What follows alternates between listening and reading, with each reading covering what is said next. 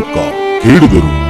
This has shocked the entire country. மத்திய பிரதேசத்தில் Death by cough syrup probe in Goldfields. இருமல் மருந்தை Contaminated cough syrup has claimed the lives of multiple children in உயிர்காக்கும் மருந்தே Rajasthan. உயிர்கொல்லியாக மாறியது எப்படி என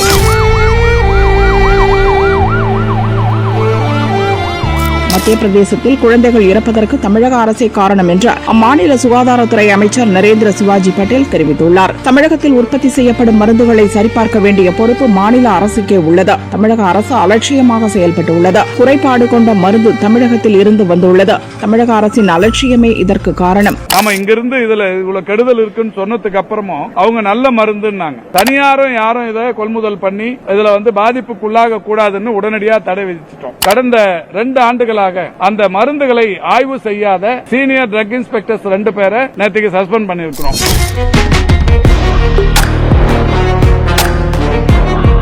இன்றைக்கு மத்திய பிரதேசத்தில் 20 குழந்தைகள் அந்த இருமல் மருந்தை சாப்பிட்டு அருந்தி இறந்து விட்டது. ஆனா தமிழ்நாட்டில் இருக்கின்ற இந்த அரசுக்கு, சுகாதாரத்துறைக்கு இப்படிப்பட்ட மருந்து தயாரிக்கின்ற கம்பெனியே தெரியல.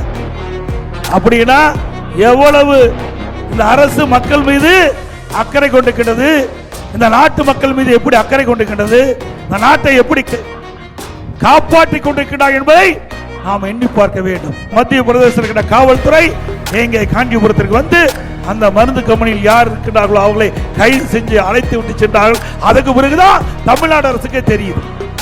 இப்படிப்பட்ட அவல ஆட்சி தொடர வேண்டுமா?